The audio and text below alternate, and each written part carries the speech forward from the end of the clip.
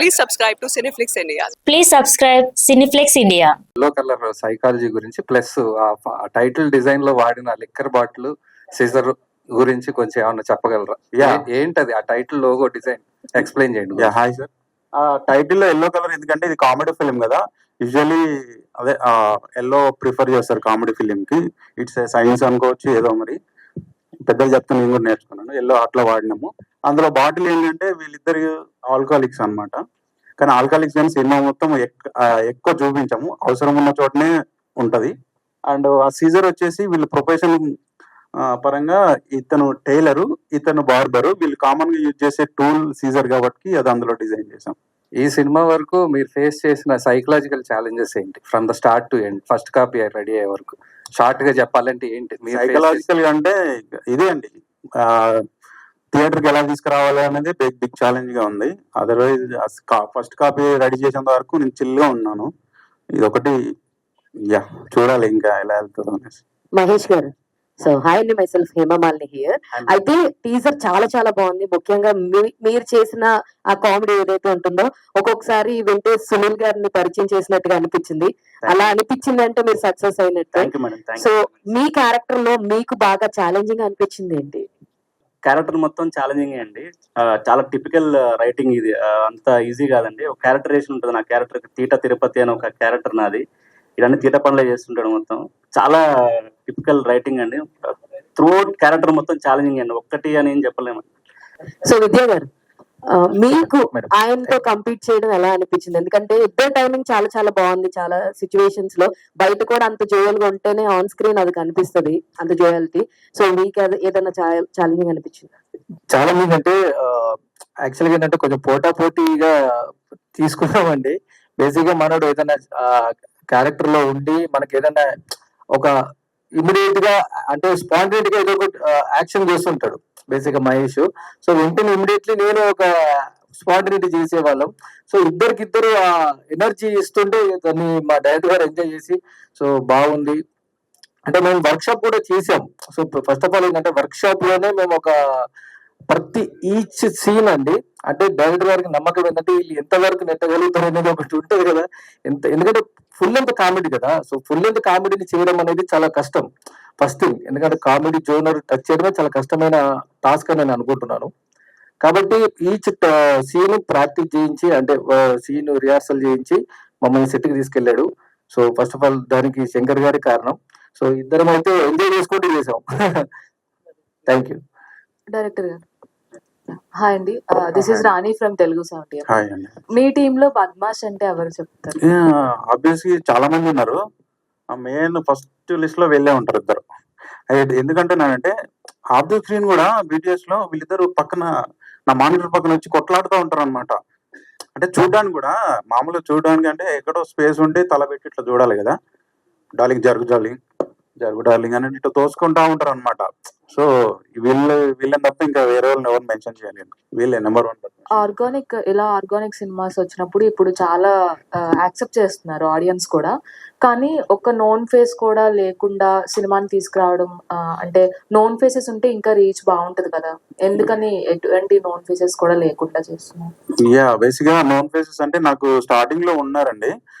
కాకపోతే వాళ్ళను ఊహించుకుంటే నాకు ఏమనిపించింది అంటే మోనోటోనస్ వస్తుంది. చాలా వచ్చినాయి కదా వీళ్ళ కాంబినేషన్ లో, మళ్ళీ ఏముంది ఇందులో కొత్తదనం, అది పాత అయిపోయింది. సో తర్వాత కొంచెం ఆర్గానిక్ గా వెళ్దాం, కొత్త వాళ్ళతో వెళ్దాం, పర్ఫెక్ట్ కాస్టింగ్ చేద్దాం అనేసి కాస్టింగ్ నేను ఒక 3 months తీసుకున్నాను.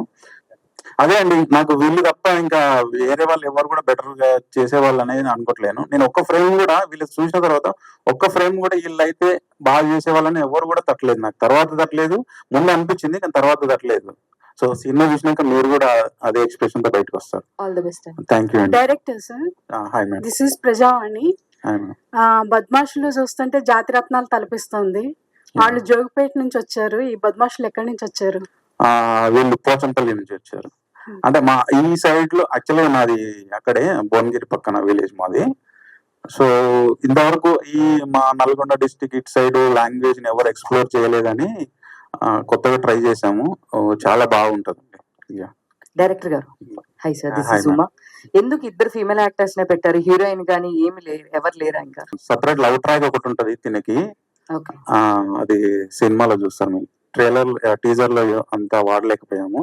ఒక షార్ట్ అయితే కనిపించింది కదా, ఉంటది నాకు ఒక లవ్ ట్రాక్ ఉంటది, అది కూడా కొంచెం స్పెషల్ గా ఉంటది, దాంట్లో కూడా ఫన్ ఉంటది మళ్ళీ. డైరెక్టర్ గారు, సో ఈ మూవీలో మ్యూజిక్ అన్నది ఎంత వరకు ఎంటర్టైనింగ్ గా ఉండబోతోంది అండ్ ఎన్ని సాంగ్స్ ఉండబోతున్నాయి ఈ మూవీలో? ఈ దీంట్లో 4 సాంగ్స్ ఉంటాయండి మూవీలో. మ్యూజిక్ అయితే బ్లాస్ట్ అండి. ఇంకా ఒక కొత్త టాలెంట్ వచ్చింది మ్యూజిక్.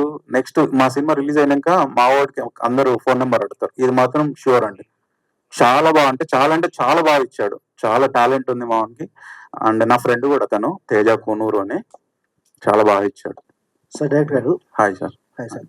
యాక్చువల్లీ ఒక రూరల్ డ్రామా తెరకెక్కించిన ఇప్పుడున్న సిచ్యువేషన్ లో కష్టమైపోయింది. సేమ్ టైం సోషల్ మీడియా పంచులు ఇవన్నీ కామెడీ వచ్చాక సార్ ఒక ఆర్గానిక్ కామెడీ అనేది తక్కువైపోయింది.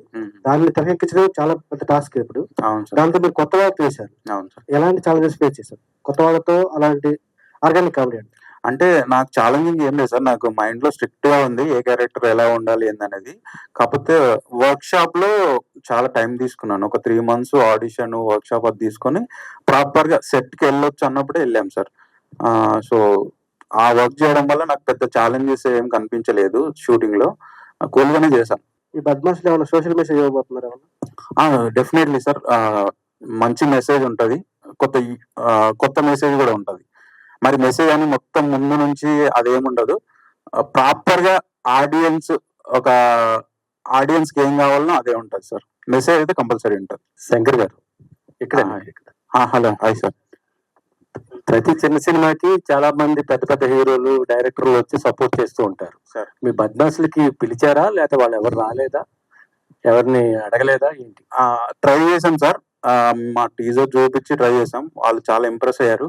కాకపోతే మేము ఒక షార్ట్ పీరియడ్ ఆఫ్ టైం ఉండే, ఇంత ఇమ్మీడియట్ అంటే కష్టం అమ్మా, ట్రైలర్ కి మేము డెఫినెట్ గా వస్తాము, యూ డోంట్ మైండ్ అన్నట్టు చెప్పారు అనమాట. కవిగోపి గారు, సో మీకు ఏ ఫ్రేమింగ్ సెట్ చేయడం ఇబ్బంది అనిపించింది, లేదా వీళ్ళు అంతలా కామెడీ చేస్తున్నారు కదా, ఆ ఫ్రేమ్ సెట్ చేస్తున్నప్పుడు అబ్బా ఏంటి వీళ్ళు ఎంతలా నవ్విస్తున్నారు, అలాంటి సిచ్యువేషన్స్ ఏమైనా ఉన్నాయా? ఒక సర్టన్ పోర్షన్ పోలీస్ స్టేషన్ ఆ సరౌండింగ్స్ లో జరుగుతుంది అనమాట, లైక్ ఒక 50%. సో అక్కడ జరిగిన సీక్వెన్సెస్ చాలా వరకు లైక్ మేము లైవ్ లో చూసి ఎంజాయ్ చేసినవే ఉన్నాయన్నమాట. లైక్ చాలా టైమ్స్ నవ్వుకుంటూ కెమెరా షేక్ అయిన మూమెంట్స్ కూడా ఉన్నాయి, మళ్ళీ రీటేక్ చేసాం అలా.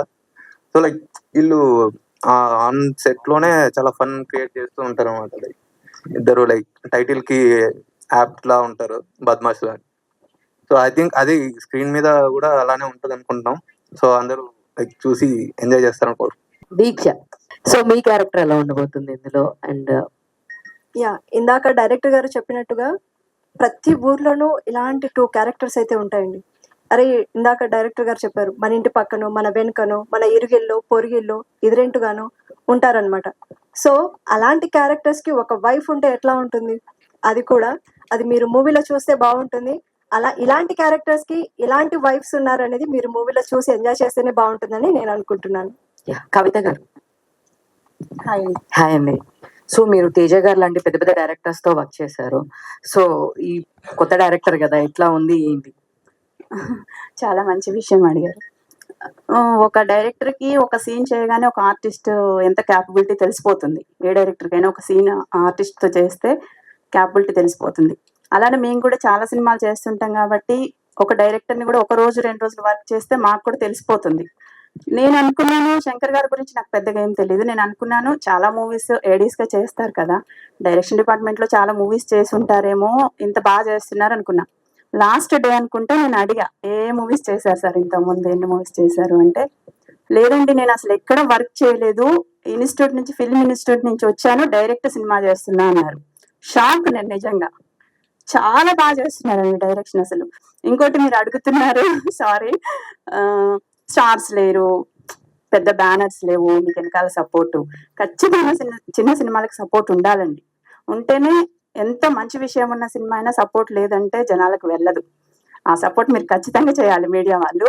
ఇంకోటి ఏంటంటే మనం చూస్తున్నాము చాలా పెద్ద స్టార్స్ ని పెట్టి చాలా పెద్ద బ్యానర్స్, పెద్ద ప్రొడ్యూసర్స్ 100 కోట్లు 1000 కోట్లు అని పెట్టి చేస్తున్న సినిమా, ప్రతి సినిమా హిట్ అవ్వట్లేదు. నెక్స్ట్ డే థియేటర్ లో కూడా ఉండని సన్నివేశాలు మనం చూస్తున్నాం. సో అలానే చిన్న సినిమాలు, చిన్న బడ్జెట్ లో చేసిన సినిమాలు కూడా ఎన్నో ప్రూవ్ చేశాయి, మంచి హిట్ అయ్యి ప్రూవ్ చేశాయి. అలానే మా సినిమా కూడా అలాగే వెళ్తుంది, ఖచ్చితంగా హిట్ అవుతుంది మీ అందరు సపోర్ట్ చేస్తే. ఫస్ట్ జనాలకు రీచ్ అవ్వాలి, రీచ్ అయింది అంటే ఖచ్చితంగా హిట్ అవుతుందండి. చాలా హెల్దీ కామెడీ అండి. అసలు ఈ మధ్య కాలంలో ఇలాంటి కామెడీ అంటే చాలా తక్కువ, ఏదో vulgarity dialogues, double meaning dialogues ఏవేవో ఉంటున్నాయి. ఎక్కడ కూడా అలాంటిది అనిపించదు అసలు. అంత మంచి సినిమా అండి, మీరందరు సపోర్ట్ చేయాలి. Thank you. Thank you, Andy. Thank you so much to all the media. Thank you and all the very best for Badmashilu team. We are eagerly waiting for trailer and songs. Thank you so much. Please subscribe to Cineflix India. Thank you. Please subscribe Cineflex India.